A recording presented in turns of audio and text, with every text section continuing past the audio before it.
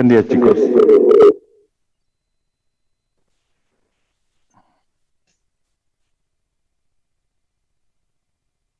Buenos días, Inge.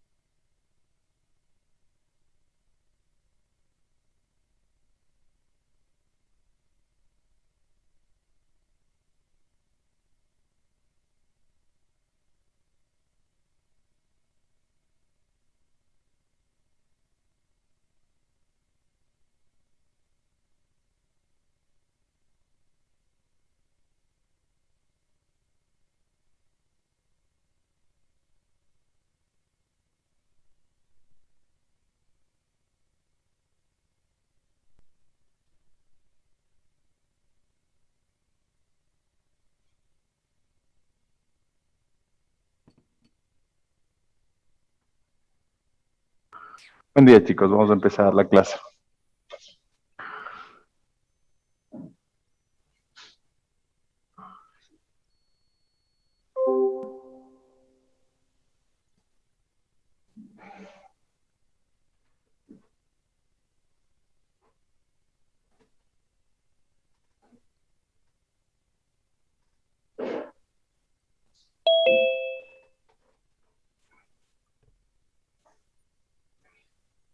Por favor, Israel, me confirme el audio. Buenos días, dije, sí, sí, sí se lo escucha.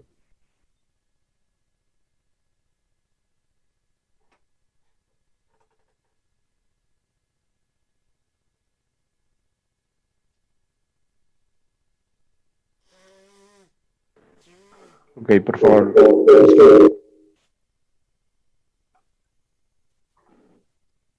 Los compañeros en casa, encendemos la cámara. Gracias, Luis. Vamos a empezar, chicos.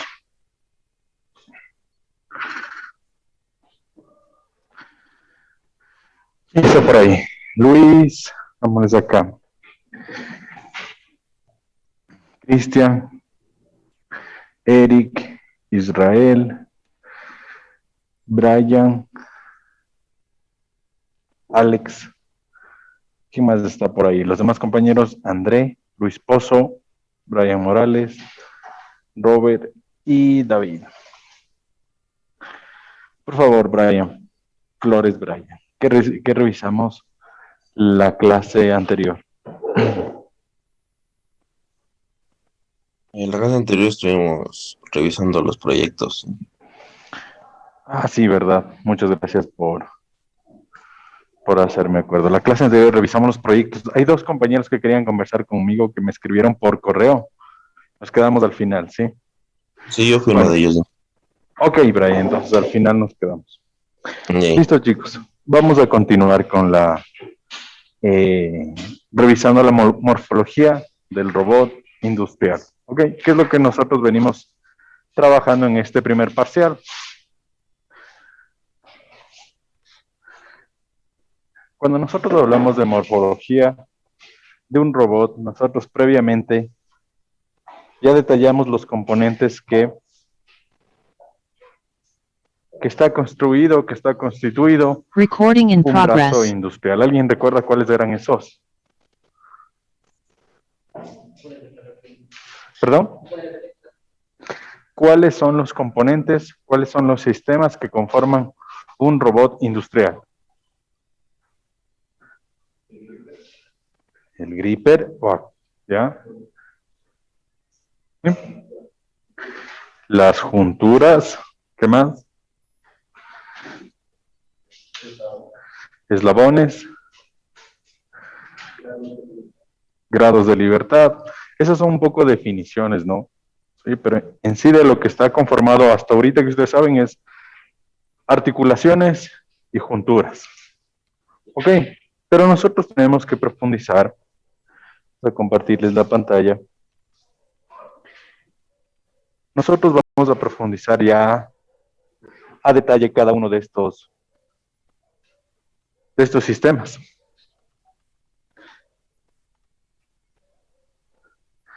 Cuando hablamos de un brazo industrial, vamos a tener estos 6 sistemas. El primero va a ser la estructura mecánica de forma general. La estructura mecánica se refiere a las junturas, van a estar hechas de un material sólido, rígido y sobre todo que sea liviano. ¿Ok? El chasis, algún componente en particular, que nosotros lo generamos, lo torneamos, lo fabricamos mediante un CNC. ¿De acuerdo? El sistema de transmisión. Todos los movimientos de las articulaciones son generados mediante motores. ¿Ok? Esos motores generan un movimiento que debe ser transmitido a las articulaciones para que el brazo se mueva. ¿Entendido? Entonces es muy importante esos sistemas de transmisión. Sistemas de accionamiento o actuadores. Hace referencia a los motores. ¿A quién genera el movimiento? Motores eléctricos, hidráulicos o mecánicos. Estos motores, sí, son los encargados de generar el movimiento. Sistema sensorial. Yo necesito sensar dos cosas. El medio donde va a interactuar el robot podría ser una opción. Y yo también tengo que estar constantemente sensando la posición de los motores.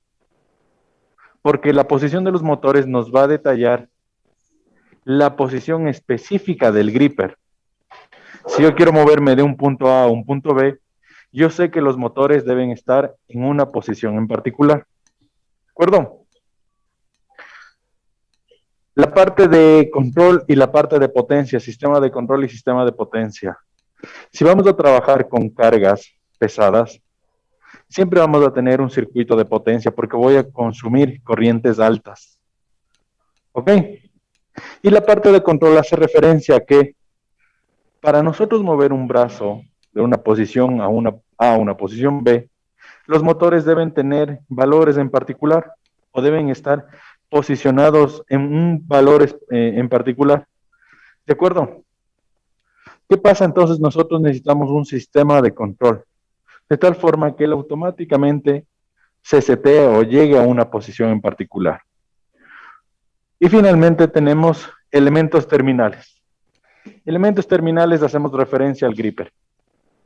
¿Sí? Al gripper, que puede ser tipo dedo, que puede ser de succión, puede ser un paletizado. Hay algunos ejemplos. ¿De acuerdo?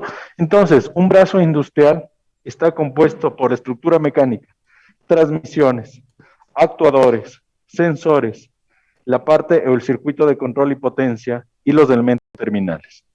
¿De acuerdo? Vamos entonces a detallar en estas dos clases estos componentes. Vamos a ir hablando poco a poco de cada uno de ellos. ¿Sí? Empecemos entonces con la estructura mecánica. En esta imagen que tienen ahí, podemos ver un brazo KUKA. En particular nos vamos a concentrar en la parte sólida, en las junturas, ¿sí? Que están de color tomate, aquí. Estas junturas de color tomate, una característica que deben tener,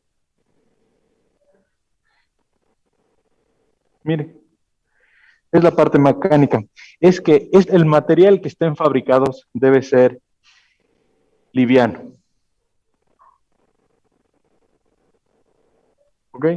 Debe ser liviano, debe ser rígido, que son dos características importantes.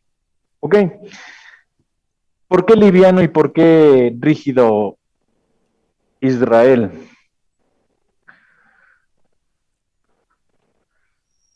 Liviano para que se pueda mover Liviano dice para que se pueda mover sin ningún problema. sin ningún problema. ¿Y rígido?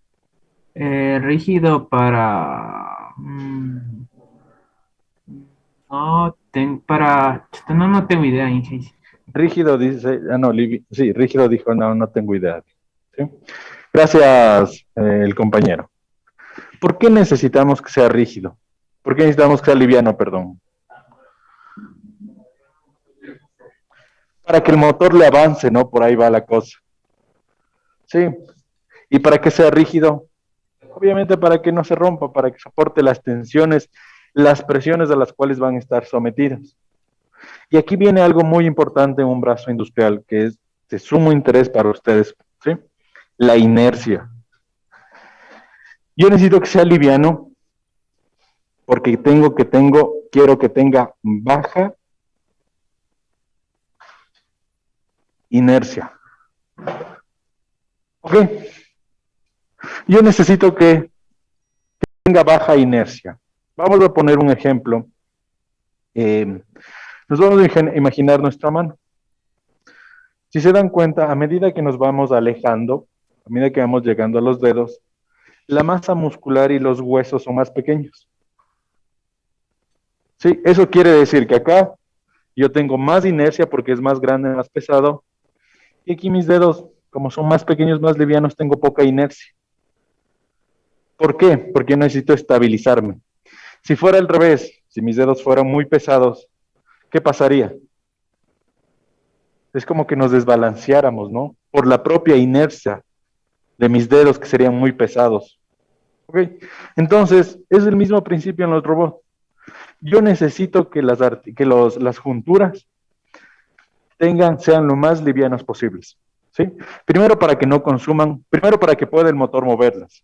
Segundo, para que no consuma mucha energía, porque yo al final del día, si son pesados, no importa, yo lo muevo, pero necesito más corriente. Si necesito más corriente, es más consumo de energía. ¿Ok?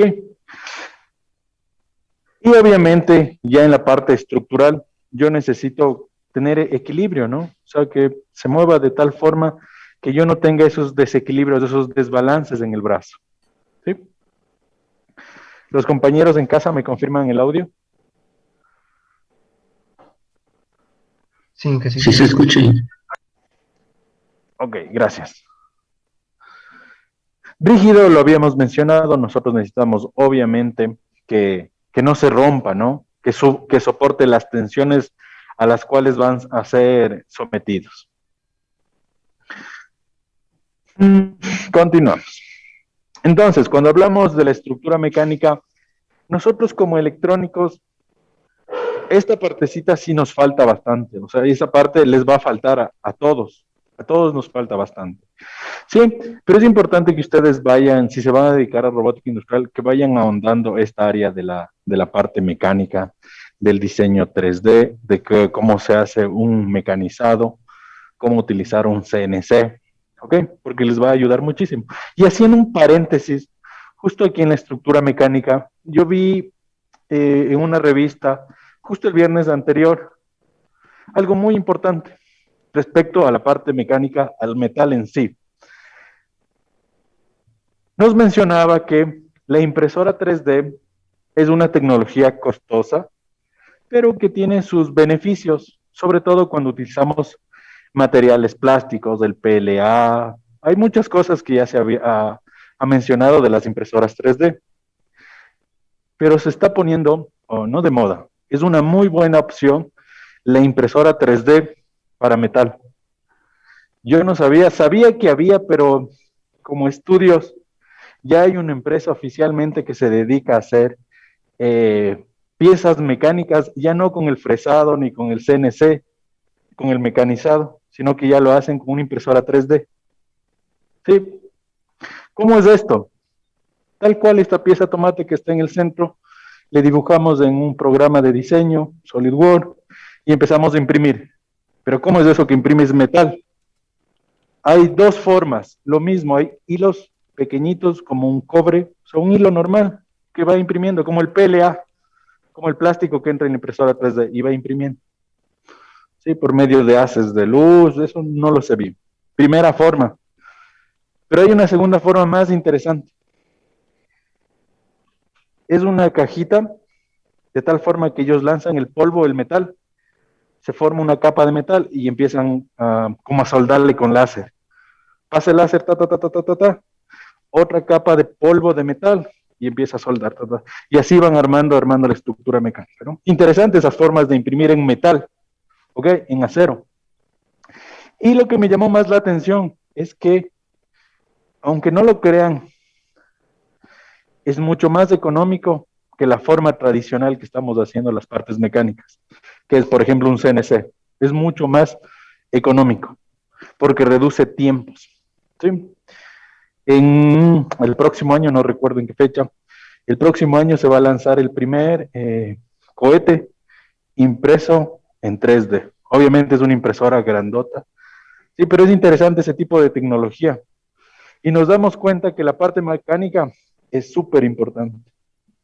Sí, ya les de pasar el archivo, les de colgar como foro. Son 5 minutitos de un video interesante que nos abre, ¿no? Nos abre esa, nos da ideas, nos da cosas que podemos hacer. De acuerdo, entonces, miren, la parte mecánica es muy importante y les sugiero que si tienen tiempo, interés, el hecho de ser ingenieros electrónicos no quiere decir que no podamos meternos en otras áreas, ¿no? Es más, complementamos nuestros conocimientos. ¿Sí? Listo. Entonces, la estructura mecánica. Siguiente componente. Las transmisiones. ¿Ok? Las transmisiones son los elementos, son los componentes encargados, como su palabra lo dice, de transmitir el movimiento desde los motores hasta las articulaciones. ¿Ok? ¿Cuáles pueden ser o qué tipos de transmisiones nosotros podemos tener? Podemos tener engranajes, bandas o cadenas.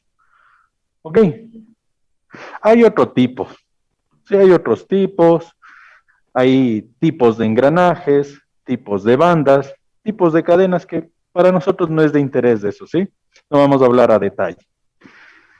Entonces, la transmisión es la encargada de transmitir ese movimiento desde el motor hasta las articulaciones. Y aquí debemos tener algo muy importante. En un brazo industrial, los motores no van a estar, en esta imagen no cumple, ¿no?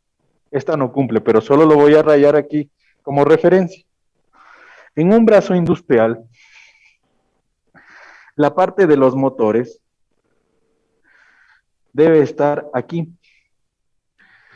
Los motores siempre deben estar lo más cercano a la base. Ok. Los motores que van a generar los movimientos, ustedes se van a dar cuenta cuando desarmen los brazos, normalmente se encuentran aquí, lo más cercano a la base. No se encuentran en la parte media, peor en los extremos. El accionamiento que mueve un gripper que abre o cierra o que gira o que succiona, el motor que hace ese movimiento, no está en el gripper, de seguro está en la base. Está lo más cercano a la base. Entonces, ¿por qué? ¿Alguien me puede decir por qué los motores deben estar lo más cercano a la base? ¿Por? ¿Por? Vibraciones, estabilidad, peso. Lo mismo, ¿no? Los motores normalmente son pesados, normalmente, no todos, ¿no? Pero al final del día tienen su peso, tienen su masa. Ok, yo ya tengo masa en las articulaciones, en la propia estructura, ¿sí? Yo ya tengo masa en los eslabones, y aparte agregarle más masa, más peso de los motores, ¿sí? No está bien, ¿no? No me va a dar una buena estabilidad. Entonces los motores siempre van a estar aquí en la base. ¿Por qué? ¿Qué pasa si yo los motores, el motor que abre o cierra un gripper, le pongo justo en el extremo del gripper? Voy a tener mucha inercia. Para yo moverme de un punto A a un punto B, perfecto, yo me muevo, pero el propio hecho de que esté aquí el motor, lo más cercano al extremo, al gripper, la inercia me va a llevar. Eso no quiere decir que yo no pueda hacer el control, desde luego lo voy a hacer, pero voy a tener fluctuaciones de corriente. ¿Sí? El control va a estar haciendo esa retroalimentación. Y yo voy a tener picos de corriente. ¿Y eso qué genera? Consumo en la factura eléctrica. ¿Sí? Entonces nosotros en un robot industrial, siempre los motores van a estar lo más cercano a la base. ¿Sí? Lo más cercano a la base. ¿De acuerdo? Para evitar la inercia. Por lo tanto, nosotros necesitamos transmitir ese movimiento que generan los motores a las articulaciones. ¿De acuerdo? Y para transmitir ese movimiento a las articulaciones desde los motores, ¿qué necesito? Engranajes, correas o cadenas. ¿Sí? Engranajes no necesariamente de esta forma, como está en la imagen número 1. Hay algunas formas, algunos tipos de sistemas de transmisión basados en engranaje. ¿Sí? Dentados, con sistemas toroidales, que ya vamos a ver. Entonces, listos chicos, siempre vamos a tener sistemas de transmisión. ¿Y esto qué es? Esto es la parte mecánica. Cómo se analiza la relación entre el engranaje 1, entre el engranaje 2, cómo evitar los juegos entre los engranajes, de la misma forma las correas y las cadenas. ¿Sí? Pero de forma general a nosotros en robótica industrial nos interesa saber que para yo transmitir el movimiento a las articulaciones, yo utilizo estos sistemas de transmisión o transmisiones. ¿Ok?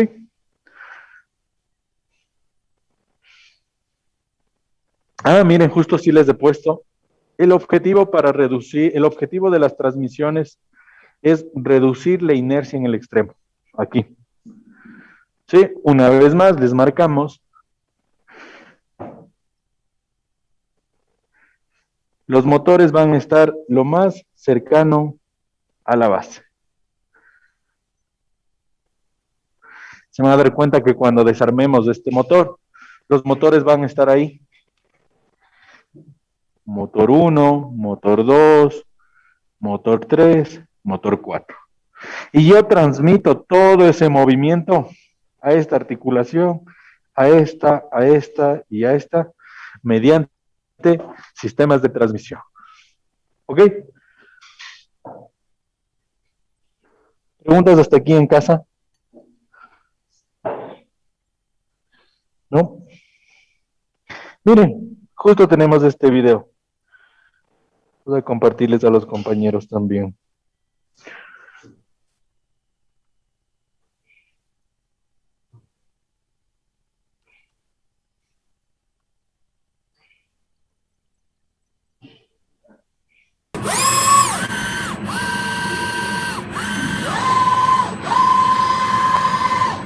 Tenemos el extremo de un brazo Kuka.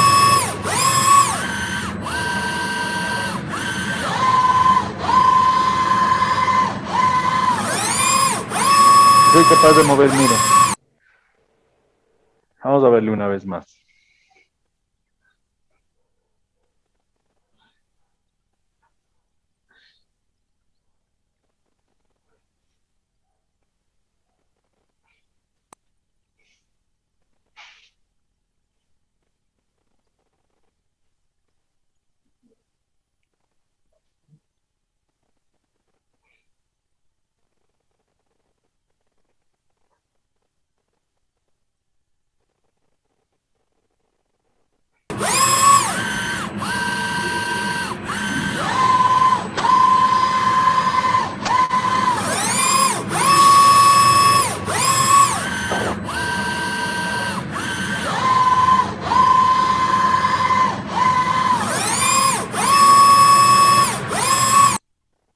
Justo vamos a dejarle ahí.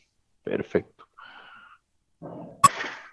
Miren, en este video nosotros podemos ver claramente que tenemos varios sistemas de transmisión.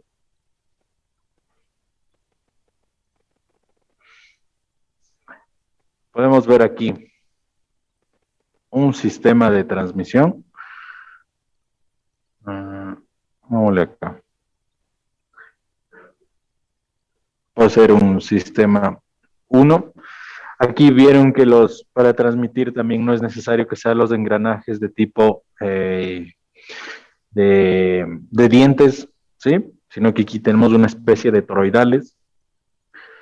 Un sistema 2. Y si lo vieron aquí internamente, había otro sistema 3. Sí, y si se dan cuenta, en esa imagen, en ningún lado está un motor. En ninguna parte de aquí viene un motor. Sí. ¿Por qué? Porque no tendría sentido. Imagínense poner aquí un motor. Aparte que voy a tener mayor consumo de corriente, voy a tener mucha inercia. ¿Listo? Entonces, ahora sí tenemos claro para qué son los sistemas de transmisión. ¿Sí? Los sistemas de transmisión también se lo ocupa con otro dispositivo, con otro sistema que es complementario. ¿Sí? Que ya lo vamos a ver. Parece que yo les puse otro video también por aquí. Ah, sí, también les he puesto este.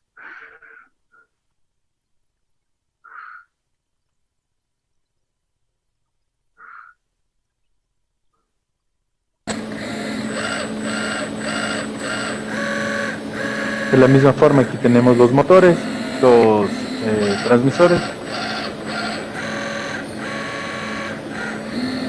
Y soy capaz de mover el extremo del brazo.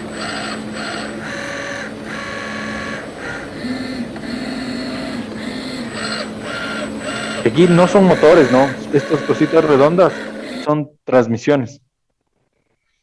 ¿De acuerdo?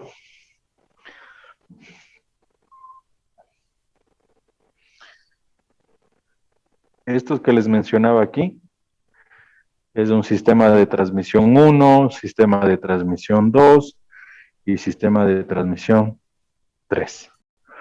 ¿Ok? Entonces nosotros ahora ya tenemos claro qué es una transmisión en un brazo industrial. Características, ¿qué debe cumplir una transmisión? Componente mecánico, ¿qué debe cumplir? Tener un tamaño reducido, no tiene que ser muy grande, obviamente, para evitar la inercia. Porque si es muy pesado, muy grande, para eso ya pongo el motor. Entonces tiene que ser de tamaño reducido. Debe de ser de peso igualmente, lo más bajo posible de peso reducido. Debe evitar esto, chicos. Las holguras, juegos u holguras. Siempre en las transmisiones vamos a tener juegos y holguras, siempre, pero deben ser lo mínimo posibles, lo mínimo posibles. Ok, ¿por qué? Porque estos juegos y holguras le van a quitar precisión. Vamos a ponerle, le van a quitar, vamos a ponerle, haciendo referencia a la posición, le van a quitar la precisión. Porque si yo me muevo de un punto A un punto B, si la transmisión tiene ese juego, los motores van a estar ya indicándonos que están en la posición adecuada. Pero la parte mecánica, como tiene ese juego, nos va a indicar que no llegó a la posición requerida, ¿no? Que hay ese juego y quiero moverme justo aquí a la esquina de esta mesa. Si las transmisiones tienen juegos considerables, pues el control me va a decir, yo ya estoy en esa posición. Pero la parte mecánica no lo va a permitir. Así que yo tal vez esté por acá. ¿Ok? Entonces, nota, deben buscar transmisiones con gran eficiencia. ¿Sí? Para ustedes, ¿qué es lo que va a pasar en algún momento tal vez? Está fallando algo de la parte mecánica, vemos que una juntura, que son normalmente las que se rompen, perdón, las transmisiones, lo que suele pasar es que normalmente se rompen. ¿Qué hacemos? Solo las reemplazamos por el mismo tipo. ¿Ok? A no ser que tengan parte en la experiencia mecánica, podrían ahondar en eso. Tipos de transmisiones que pueden ser utilizadas en un robot industrial. ¿Sí? Vamos a hacerles participar en casa, por favor. Robert, nos ayuda con la lectura. Entrada. Claro, entrada, salida, circular, circular, denominación, engranaje, correa dentada, cadena, paralelogramo, cable. Ventajas, pares altos, distancia grande, distancia grande. Inconvenientes, holgaduras, ruido, giro limitado y deformabilidad. Muchas gracias. Listo, entonces. Para nosotros transmitir ese movimiento desde una articulación, desde un motor hasta una articulación, vamos a tener algunos tipos de transmisiones para generar estos tipos de movimientos. De movimiento circular a circular. Yo quiero generar un movimiento circular, pero que tal vez abarque un área mayor, un radio mayor.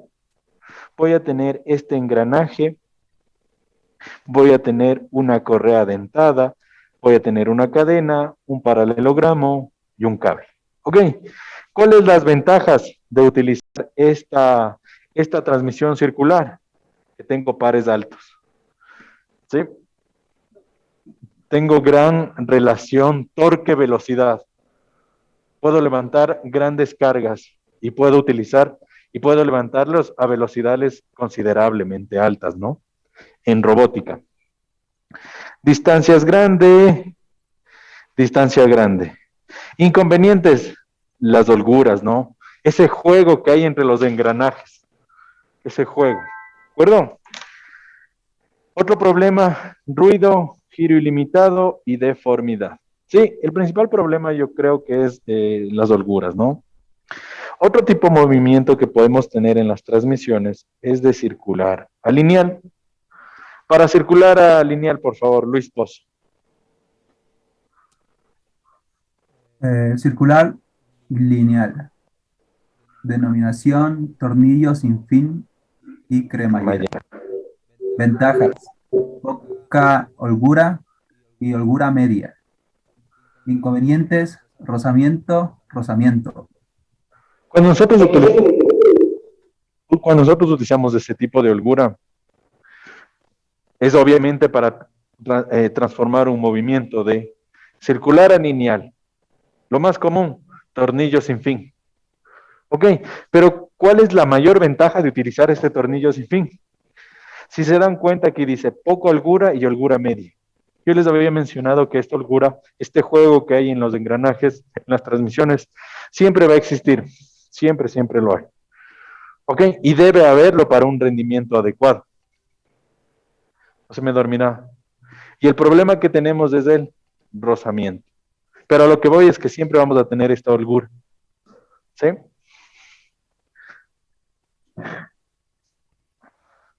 Andrés Chiguano, de lineal a circular. Lineal circular, paral articulado, cremallera, holgura media y control difícil, rozamiento.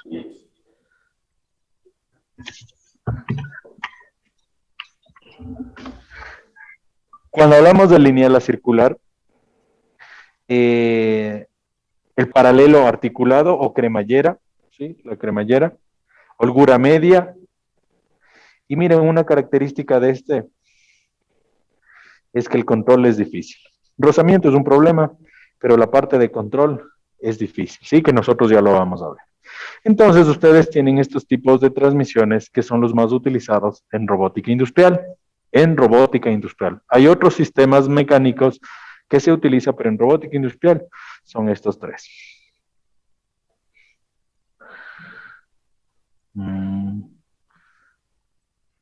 Ok.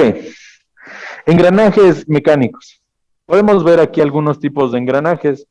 En la imagen número 1 tenemos el engranaje de dientes rectos. Hagámosle un poquito de zoom. Sí, que consiste en los sistemas de engranajes que son tipo disco y que los dientes, como su nombre dice, son totalmente paralelos y rectos. Ok. En la imagen número 2 tenemos engranajes helicoidales, ¿sí? De la misma forma, en la imagen número 3 tenemos engranajes cónicos, pero son rectos. Los ejes de esos dos engranajes están de forma paralela.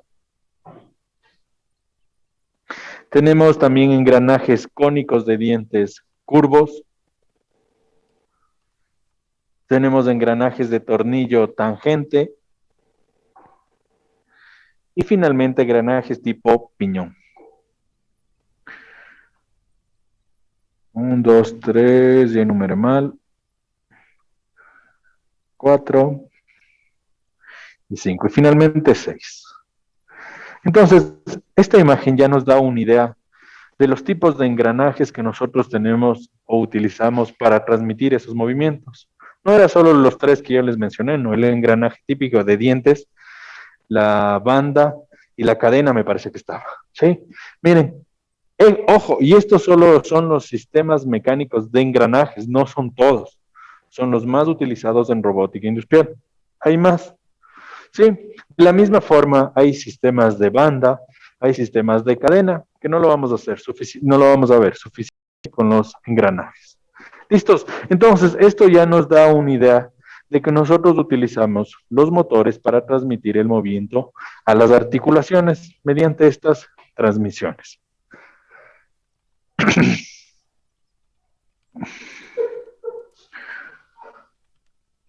Un dispositivo que normalmente siempre va a la par de un transmisor es un reductor. Siempre cuando hablen de un transmisor o siempre donde vean transmisores, van a ver reductores. Estamos hablando de transmisores y reductores mecánicos, ¿ok? ¿De qué se encarga el reductor? De adaptar la velocidad, ¿sí? Adaptar la velocidad y el torque. ¿De acuerdo? Nosotros vamos a adaptar la velocidad y el torque que genera ese motor, ¿sí? Para mover las articulaciones, ¿sí? Porque el motor no se puede moverse a, ejemplo, 200 revoluciones por minuto. Pero yo al final del día, yo quiero que solo el gripper, el extremo final, solo gire 360 grados. No necesito mucho torque, no necesito mucha velocidad. Entonces nosotros utilizamos estos sistemas de reducción. Imagen número 1, la de la izquierda de la pantalla, podemos ver de forma muy clara que tengo aquí este motor que tal vez girará, no sé, como les puse de ejemplo, a 60 revoluciones por minuto. Su velocidad angular es 60 revoluciones por minuto.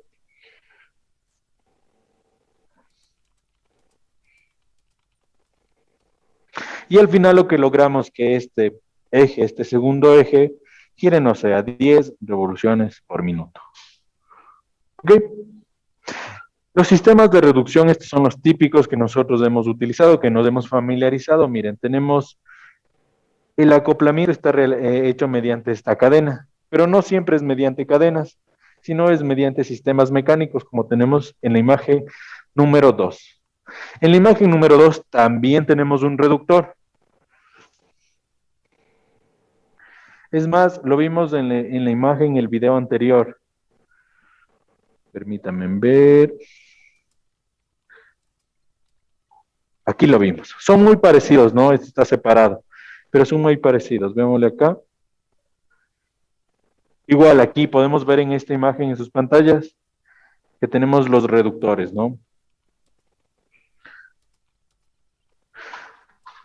Entonces, este sistema de reducción, bueno, para entenderlo, la parte de los reductores, tenemos que entender la parte mecánica, ¿no? Pero miren, esta captura que yo saqué es de un brazo colaborativo que nos permite que el motor vaya acoplado a la parte, a los extremos. ¿Cuál es la desventaja del brazo industrial? Que el motor no debe ir en el extremo, ¿sí? ¿Qué hago con estos reductores? Yo permito acoplar motores de bajo peso, pero ya en los extremos, y elimino la inercia. ¿Sí? Una de las avances en la robótica y en la tecnología de los motores es que los brazos colaborativos y los sistemas móviles, robot móviles, nos permiten colocar ya motores en posiciones que eran críticas. Salgámonos un ratito de robótica industrial. No sé, yo les pasé, me acuerdo que un videito de un robot Atlas. ¿Se acuerdan? Sí, ¿no es cierto?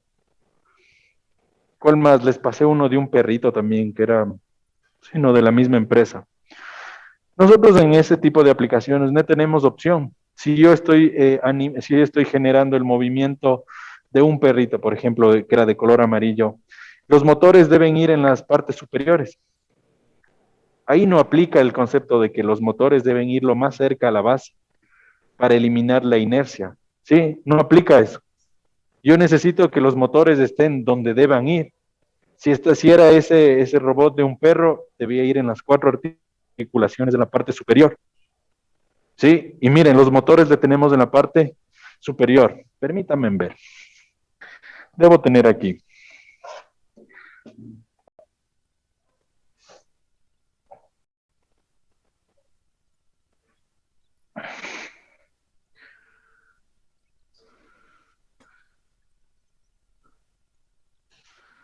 No.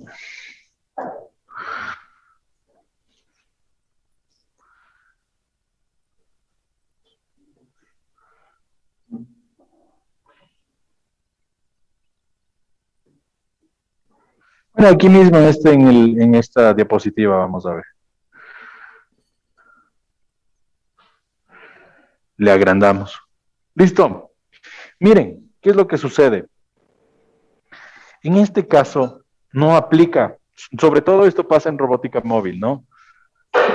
En este caso no aplica que los motores deben ir lo más abajo posible o en la base. No aplica. ¿Por qué? Porque el robot móvil debe moverse de un punto A hasta un punto B. Los motores seguramente estarán aquí. Vamos a hablar de las extremidades superiores, no de la parte inferior, porque no tengo claro. Aquí, sobre todo para mover las manos. Sí, en la parte inferior yo creo que asumiendo deben estar por aquí los motores, ¿no? Pero no me interesa para este ejemplo no me interesa esto, ¿no? Entonces yo seguramente tengo el motor 1 y el motor 2. Aquí en este ejemplo no aplica que los motores deben estar en la base o lo más cercano a la base. ¿Por qué? Porque de ley necesito generar ese movimiento de los hombros, de las articulaciones. Ok, entonces estos nuevos reductores, esta nueva tecnología lo que nos permite es que tengo el reductor y de forma complementaria el motor. Ok, y elimino esa inercia. ¿Sí? Lo que hacemos es eliminar esa inercia. ¿Sí? Obviamente no van a ser motores muy grandes, ¿no? Son motores pequeños, pero igual tienen su peso y su masa. Por lo tanto, tienen inercia. ¿Cómo reduzco esta inercia? Con el tipo de reductor que les mostré en esta imagen que tenemos acá. Esta imagen que tenemos aquí. Esto es lo último en reductores. No lo entiendo bien porque recién lo publicaron hace un año. No lo he revisado. Pero esto que nos permite que el motor ya vaya acoplado al reductor y no necesariamente que vayan en la base. Estos reductores normalmente se aplican en robótica móvil. ¿Ok? ¿Sí?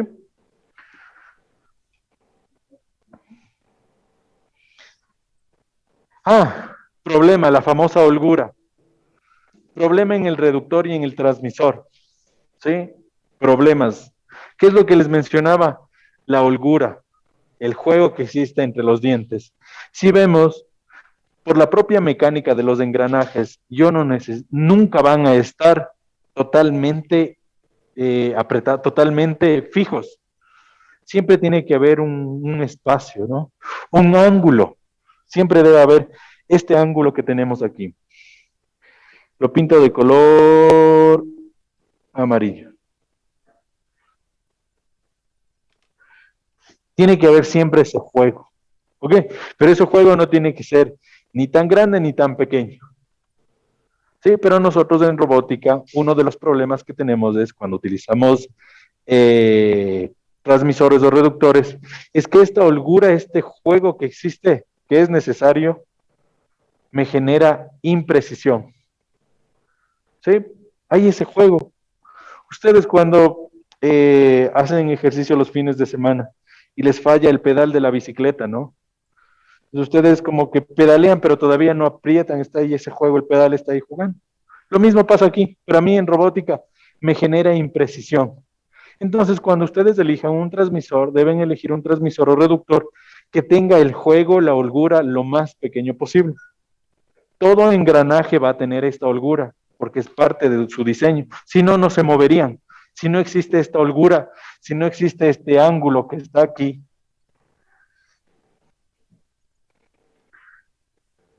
vamos más o menos así. Si no existe este ángulo teta que está aquí, yo no voy a poder mover.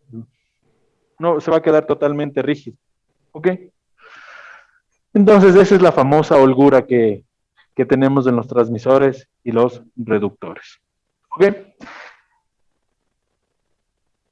Un dato importante. ¿Por qué creen?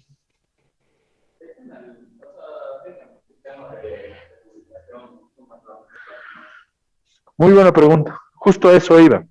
Y vamos a complementar la pregunta del compañero con otra pregunta a ustedes. ¿Cómo esta holgura creen que va a ser permanente en el tiempo o va a ir aumentando en el tiempo? Por más que yo le lubrique, ¿sí? Por más que yo le lubrique, porque normalmente lo que hacemos, utilizamos un tipo de grasa, ¿sí? De grasa especial, que es una de color azul, y se les deja poniendo en los engranajes, ¿sí? No hay un sistema automático de lubricación, no. Por eso se recomienda hacer mantenimiento de los brazos industriales. Si no tiene mucho uso anual, si no tiene mucho uso, se lo hace 2 veces al año, cada 6 meses. Si no tiene, ¿sí? Si tiene mucho uso, pues se lo hace unas trimestralmente. ¿Ok? Sí, pero no hay ningún sistema de lubricación automático. ¿Sí? ¿Qué es lo que hacemos? Desarmamos el brazo, revisamos los engranajes y le pasamos con una brochita esa grasa. ¿Ok? ¿Sí? Entonces, este juego que hay en los brazos industriales siempre aumenta. ¿Sí? Siempre va a aumentar. ¿Por qué? Porque por más lubricación, por más buen lubricante que sea, yo necesito que exista ese movimiento. Y por el propio uso, por el rozamiento, se van a ir desgastando estos dientes. Y esta holgura va a ir aumentando, va a ir aumentando, va a ir aumentando. ¿Ok? En la vida de un brazo industrial que se lo utilice a diario, se cambiará 1 o 2 veces. ¿Ok? Sí, no es que tampoco cada 2 meses, cada 3, no, no. Una vez en su vida de uso, máximo 2 veces, si fue utilizado de forma muy, muy continua. ¿Entendido? Continuamos. Bueno, un poquito ya de características técnicas que nosotros necesitamos tener en cuenta y sobre todo los valores típicos, ¿sí? Para un reductor en robótica industrial. Ayúdenos, Alex, con la lectura.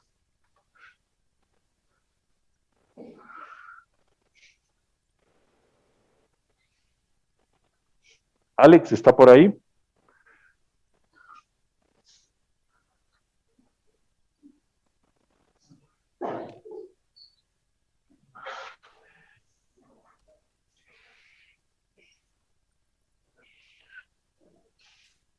David, ayúdenos. David Estrella, ayúdenos con la lectura. Ya. Características y valores típicos. Relación de reducción de 50 a 300. Peso y tamaño de 0,1 a 30 kilogramos. Momento de inercia de 10 a la menos 4 kilogramos a metros cuadrados. Velocidades de entrada máxima de 6.000 a 7.000 revoluciones por minuto. Par de salida nominal 5.700. Par de salida máximo 7900. Juego angular de 0 a 2 y rigidez torsional de 100 a 2000 y rendimiento de 85 a 98.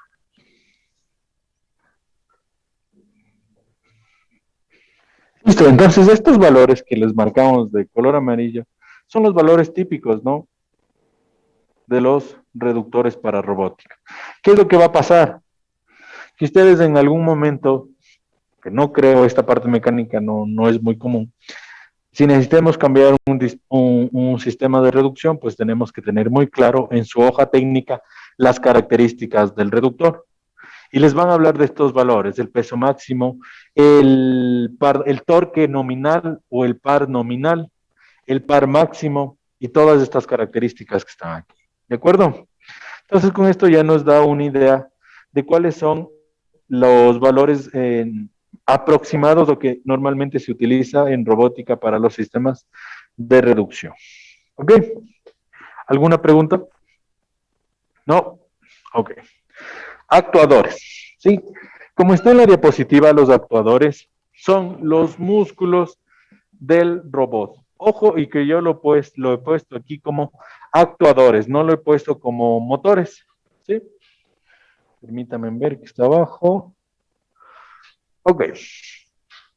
El actuador es el sistema que se encarga, ya de forma general, es el sistema encargado de realizar el movimiento de las articulaciones. ¿Sí? Este sistema está formado siempre por una fuente de alimentación, un amplificador de potencia, un servomotor o un motor. Vamos a poner aquí un motor, no necesariamente un motor, poner el motor.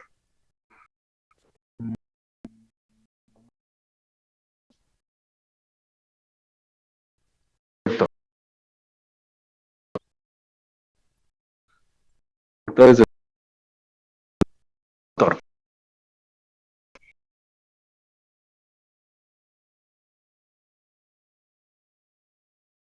Aquí no dice motor, ¿no? Dice actuador. El actuador es el músculo, es el encargado ya de forma general de realizar ese movimiento. ¿Sí? Siempre va a estar formado por otros componentes. Amplificador de potencia o circuito de potencia, el motor y el sistema de transmisión. Estos cuatro componentes conforman el actuador. ¿Ok? Y en esta siguiente imagen que ustedes tienen aquí, nosotros podemos ver la ubicación de cada uno de ellos. ¿Sí? Inicialmente, o cómo están entrelazados entre ellos. Inicialmente siempre vamos a tener en el paso 1 la fuente primaria de alimentación. Vamos a ponerle aquí.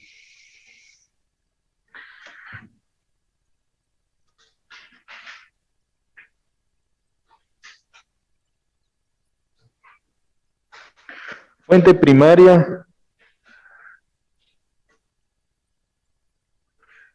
de potencia de alimentación. ¿Ok? Posteriormente, vamos a tener el amplificador de potencia. ¿Sí? Y el amplificador de potencia es el encargado de recibir la potencia de control.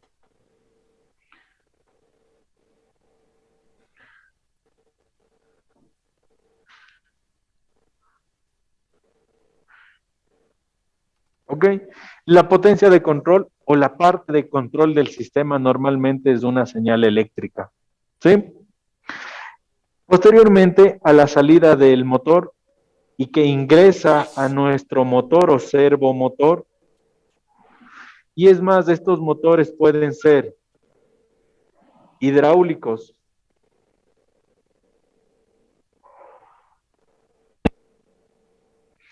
pueden ser neumáticos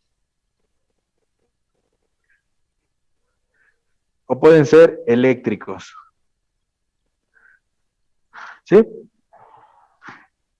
Yo voy a tener entonces la potencia de entrada del motor.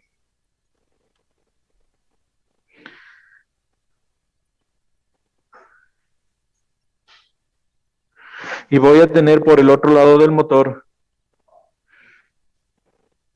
la potencia de salida. Y finalmente voy a tener la potencia mecánica.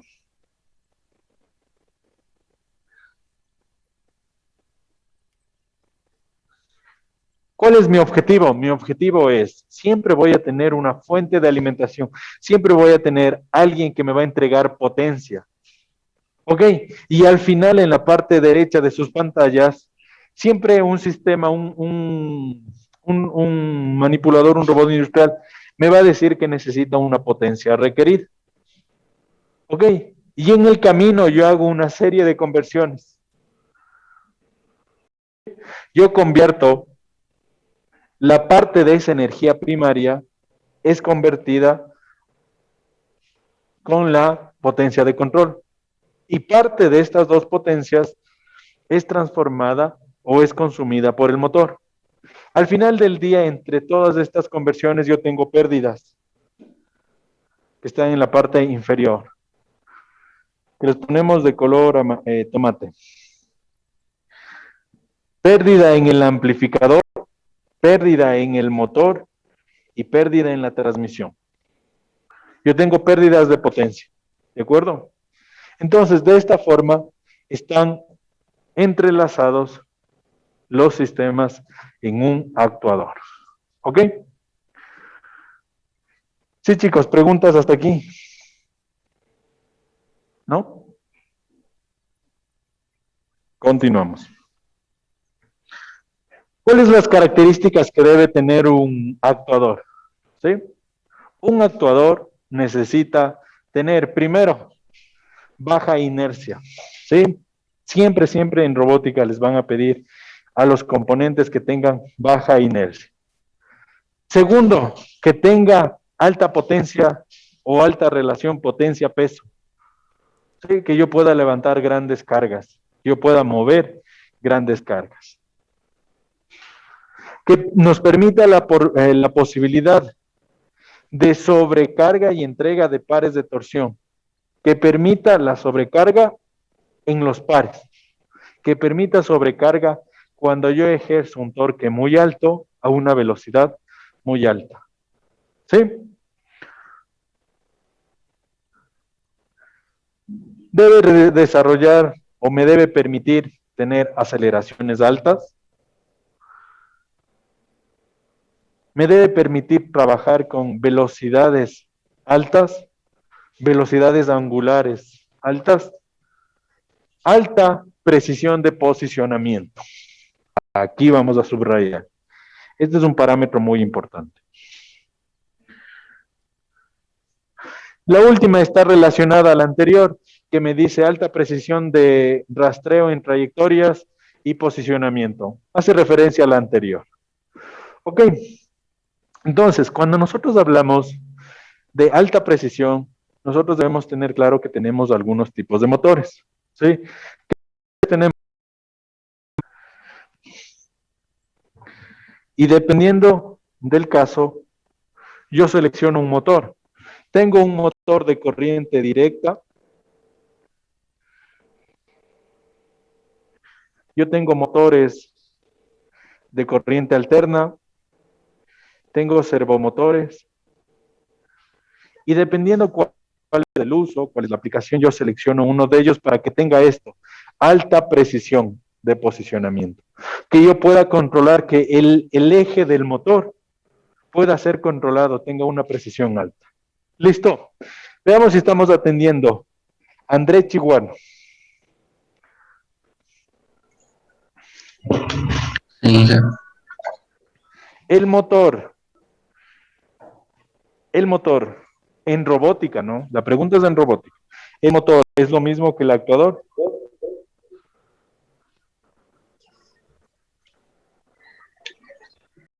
No, ingeniero. ¿Por qué?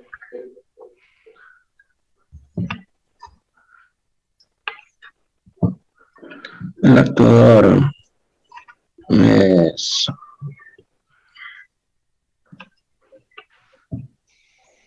Ahí está la respuesta.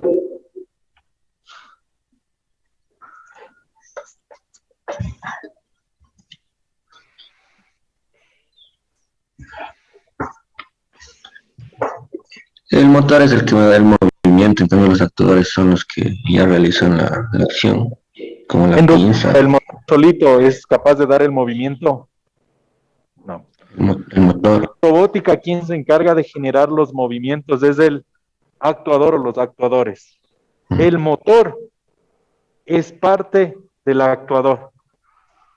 Sí, en robótica, el motor es parte del actuador. El motor por sí solito no puede transmitir, no puede mover las articulaciones del robot. ¿Ok?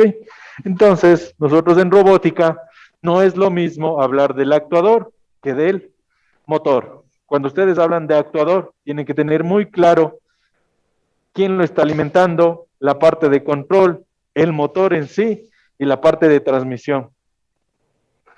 ¿Ok? Listo, entonces, ¿estamos claros del compañero André? Sí, jefe. Perfecto. Sí, no nos vayamos a confundir. En robótica, una cosa es el actuador y otra cosa es el motor. ¿Sí? Continuemos. No se me dormirán, ya terminamos. A ver, para que no se vayan durmiendo. Brian Morales, la lectura, por favor.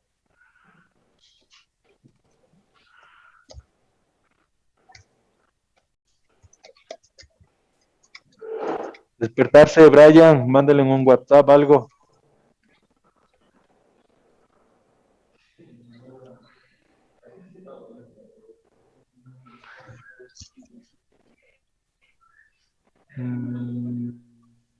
Sala de espera.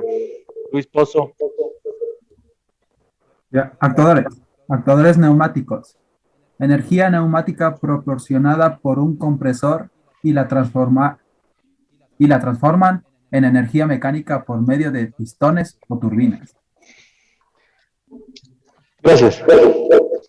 Lo que ya ustedes han revisado, ¿no? Los tipos de actuadores que nosotros vamos a tener haciendo referencia al motor, ¿sí? Vamos a tener neumáticos, hidráulicos y eléctricos.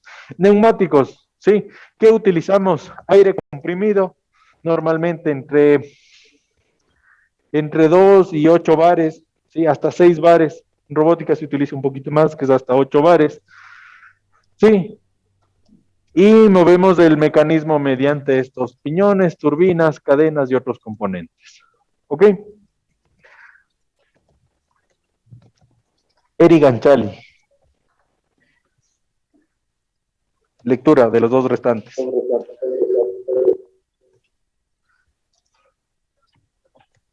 Sala de espera.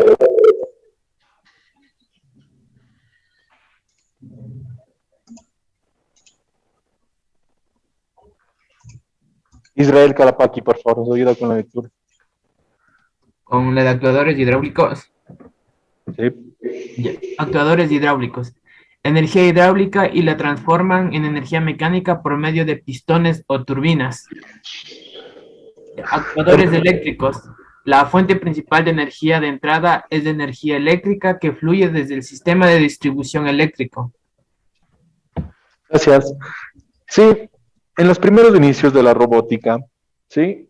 Los sistemas, los actuadores eran neumáticos e hidráulicos. Neumáticos si son cargas, son trabajos livianos. Hidráulicos si son trabajos con potencias altas, son cargas altas, cargas pesadas. En la actualidad, en robótica, todo es eléctrico. ¿Sí? Yo diría que el 90% de los actuadores son eléctricos. ¿Sí? ¿Quién se encarga de realizar los movimientos? Motores eléctricos. ¿Sí? Vamos un poquito a revisar cada una a recordar cada una de estos sistemas.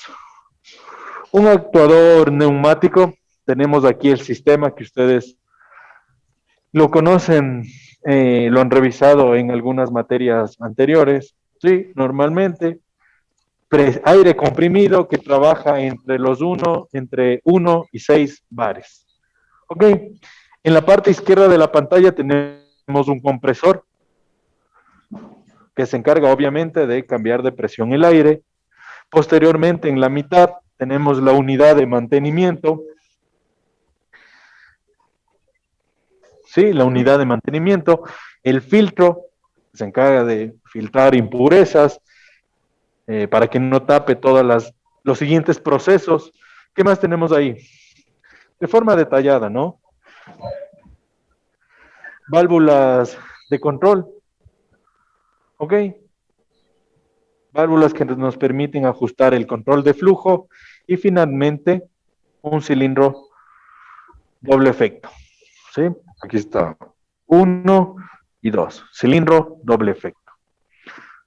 De la misma forma que está aquí, se utiliza en robótica industrial, ¿ok?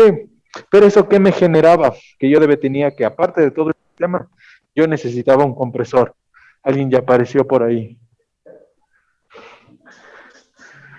Yo necesitaba un compresor, ¿sí? Déjenme ver si lo puse. Ya vamos a hablar. Entonces, el principal problema, que hay un problema cuando se utiliza robótica, se utilizaba estos accionamientos neumáticos. Y el principal problema es el aire. ¿Sí? Que el aire, si nosotros le aplicamos mayor o menor presión, se comprime.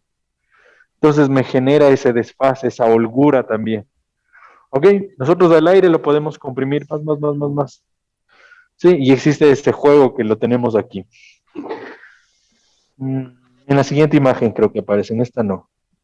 A ver, veamos quién está afuera.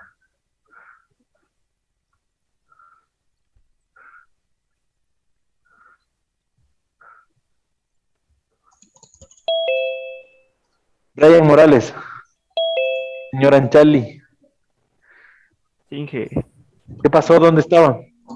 sí estaba, pero no me dio tiempo ni para aprender a aplicar. ¿Dónde estaban?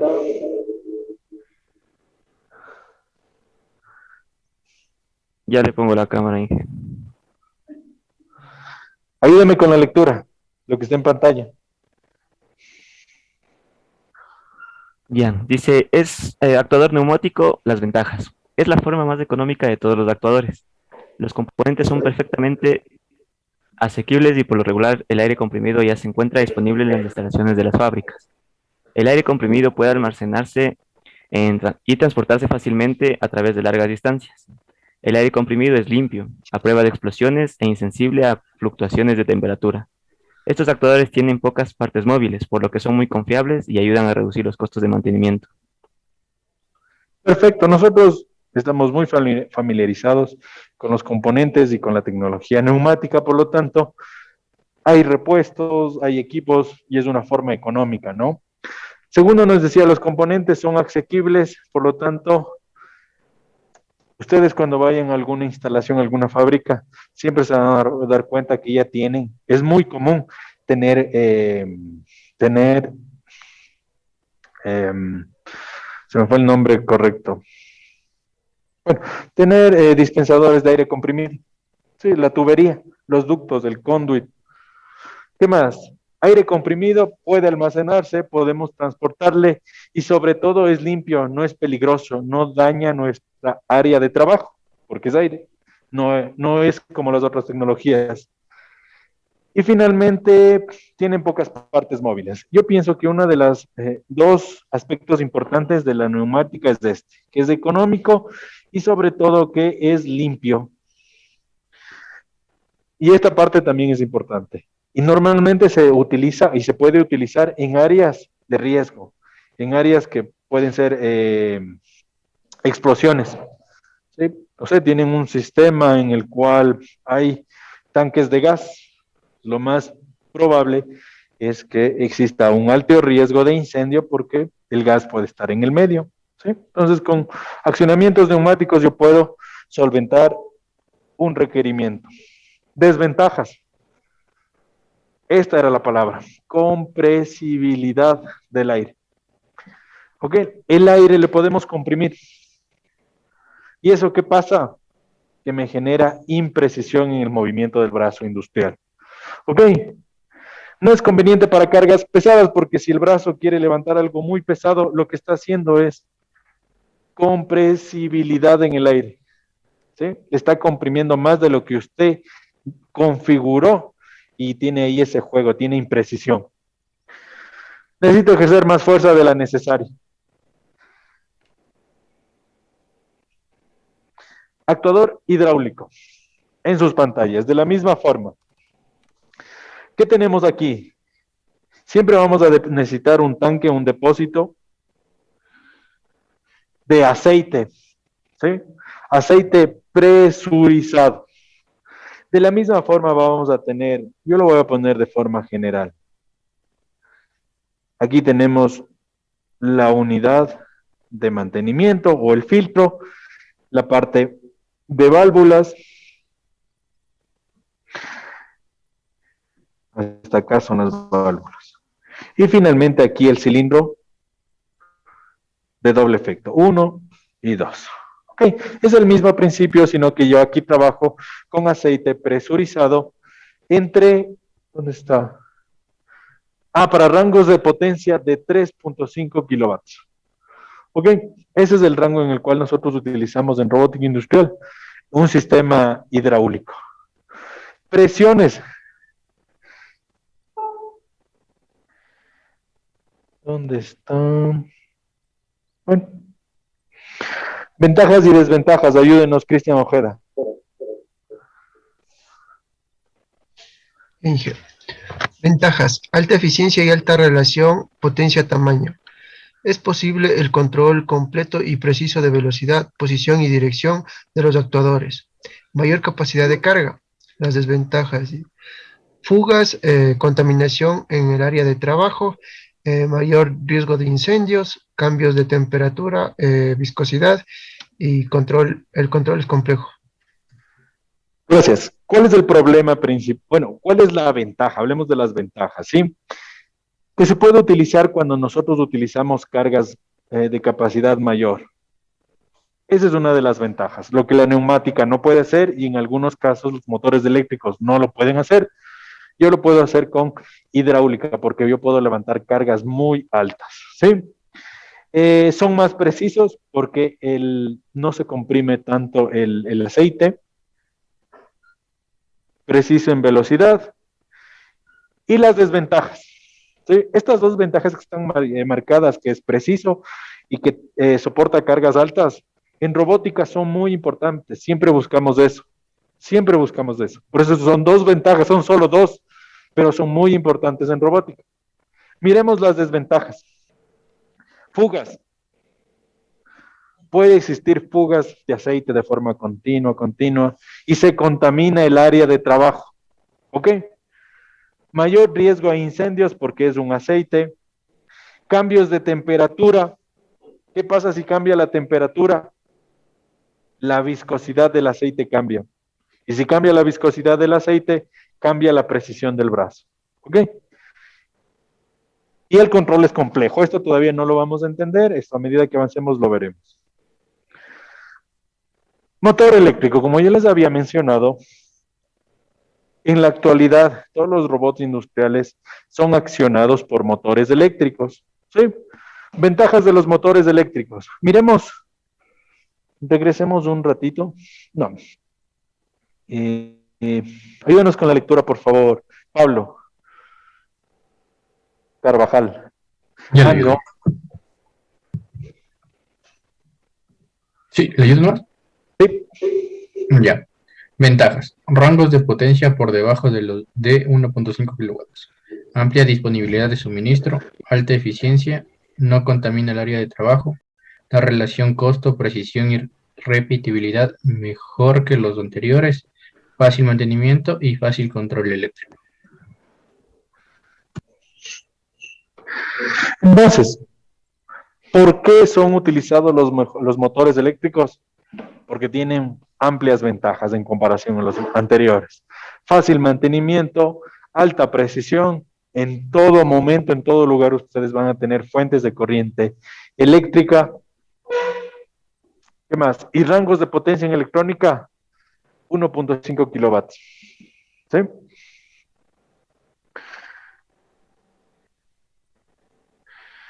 Desventajas. Desventajas, por favor.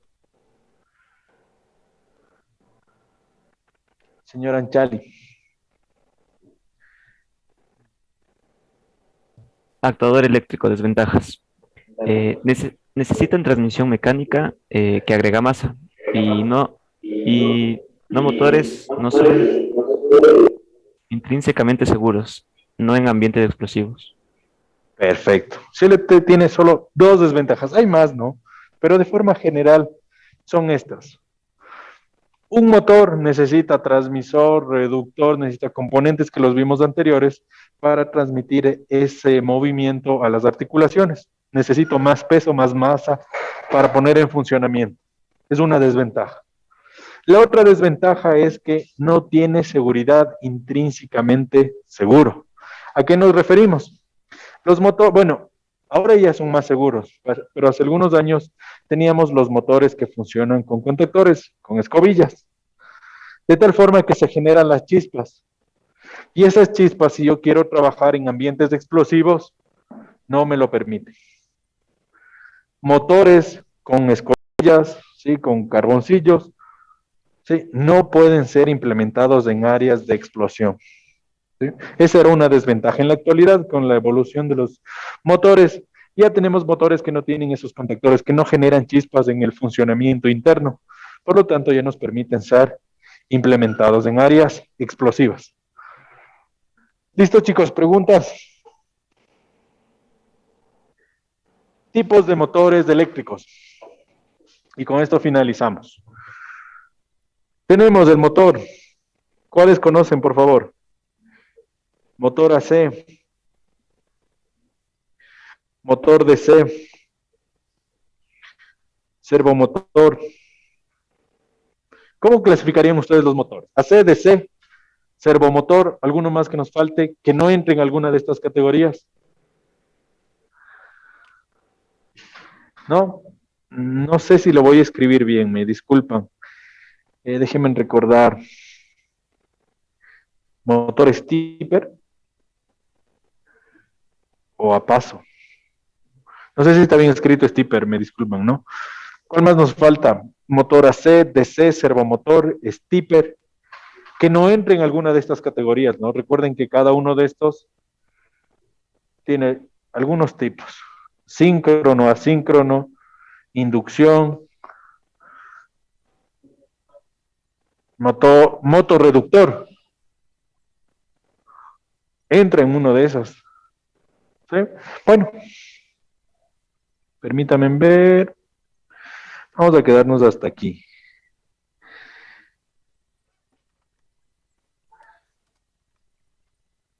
Sí, vamos a quedarnos hasta aquí. Tarea, deber.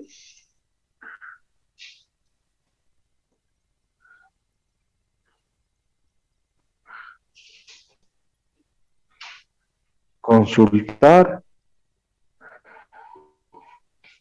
No sería consultar, ¿no? Porque ustedes ya solo sería recordar. ¿Sí vieron esto en máquinas eléctricas? Sí, ¿no? Sí, ¿no? Consultar un poquito los tipos de motor. Hasta mañana, que es 19 del 11 del 2021, hasta las 7 de la mañana. Consultar motor AC, síncrono, funcionamiento. Motor AC, asíncrono, funcionamiento. ¿Ok? No se vayan a jalar 10 hojas, ¿no? No muchas hojas de esto. Yo prefiero que me hagan media página, unas pocas líneas, con sus palabras detallando el funcionamiento, que lo copien, control C y control V, no. No muchas páginas. Estaría bien solo unas. ¿Cuántas será? Una, dos, no sé, pocas páginas. Ponemos en el ABAC porque es para no olvidarme. ¿Preguntas en casa?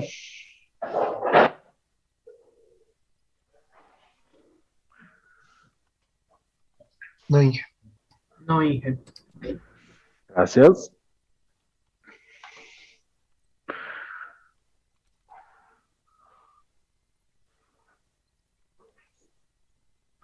Si no tenemos ninguna pregunta, entonces damos por finalizada la clase del día de ahora. Continuamos el día de mañana aquí mismo. ¿Sí?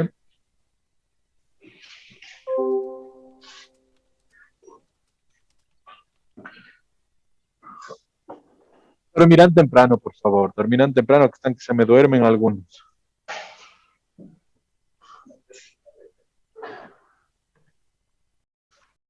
Miércoles y jueves tienen que dormir temprano.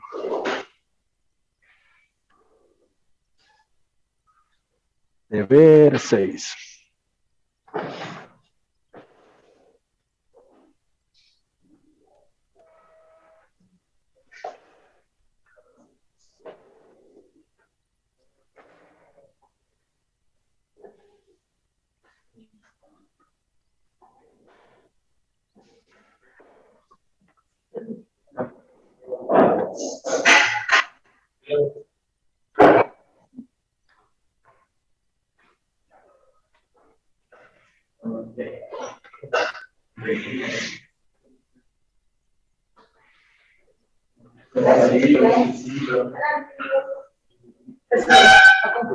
¿Perdón? Sí, a compu, a computadora. Pocas hojas para que no les salga el plagio alto, ¿no?